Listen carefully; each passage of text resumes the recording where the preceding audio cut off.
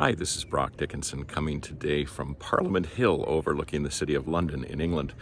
Recently, I was asked to think a little bit about where the British economy may be headed over the course of the next few years. And there's no question that the British economy has been struggling in recent years. Since Brexit, things have been in a bit of a downturn, and so there are some question marks about where things go next.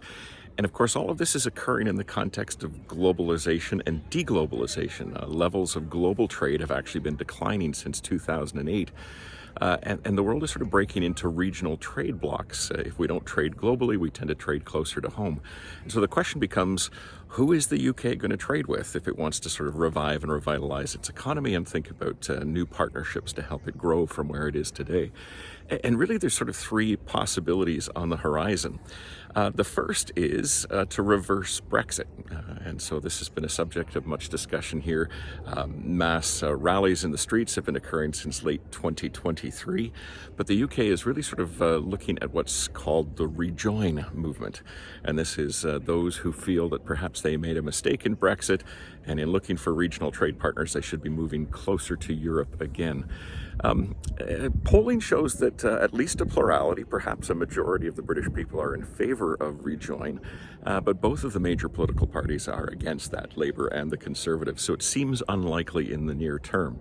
There's also an element that the European economy may in itself be facing some headwinds in the near future. As we look at the demographic structure of places like Germany in particular, there's some suggestions that the European economy is going to weaken in coming years, and so it doesn't make a lot of sense economically for the British to rejoin the EU in that context. So some big question marks about whether that is at all a possibility. The second option, and one that was talked a lot about 2 or 3 years ago, is the notion of the Anglosphere. That's a term that was invented by Neil Stephenson, a cyberpunk science fiction author out of the United States. He used it in his 1990s novel Snow Crash to talk about a sort of a growing alliance between countries in the English-speaking world, the United States, Canada, Australia, New Zealand, and the UK. And during the Brexit discussions here, there was a lot of batting around of the idea of establishing an Anglosphere as a sort of a free trade zone that would strengthen the UK economy. That seems unlikely as well from a number of perspectives. First off, that's a pretty diverse, spread out group of countries. It's hard to sort of imagine trade with a country that's halfway around the world and how that's really going to strengthen the economy in a place closer to home. And there's a number of reasons that the Anglosphere idea may not work out. One is that the other partners aside from the UK are not overly interested in this sort of an approach. Canada does not necessarily feel the same connections to the UK because of its French population. New Zealand has been sort of focused on reconciliation with the Maoris rather than sort of looking backwards to Europe. And the US is turning inwards. It's becoming increasingly isolationist and focused on America first.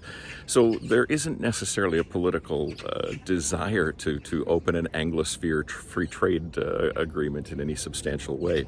And in fact, the one attempt to do this under Prime Minister Boris Johnson a couple of years ago actually ended in a free trade agreement between the UK and Australia, which has had almost no impact on the British economy, but also really was only possible because the British gave away the entire shop. They basically said, we need a free trade deal to prove that these are possible, so take what you want, Australia.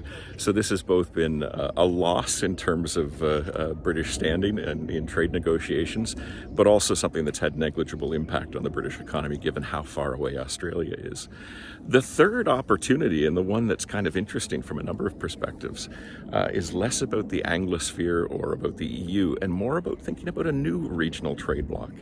And this is a model that's increasingly talked about linking the UK to Scandinavia, to Denmark, to Norway, to Sweden, and to Finland, potentially a little bit to Iceland as well, but a sense that these economies are strong in the oil and gas, manufacturing and defense sectors, that they may be well positioned to sort of engage in a regional trade bloc without a strong reliance on continental Europe, and that there are historic and geographic reasons for coming together in a region.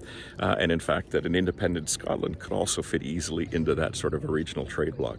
So I would expect, given that neither Rejoin nor the Anglosphere seem to be logical pathways forward at the moment, that we might start to hear more about some sort of North Sea or Scandinavian free trade zone as a future possibility for the UK.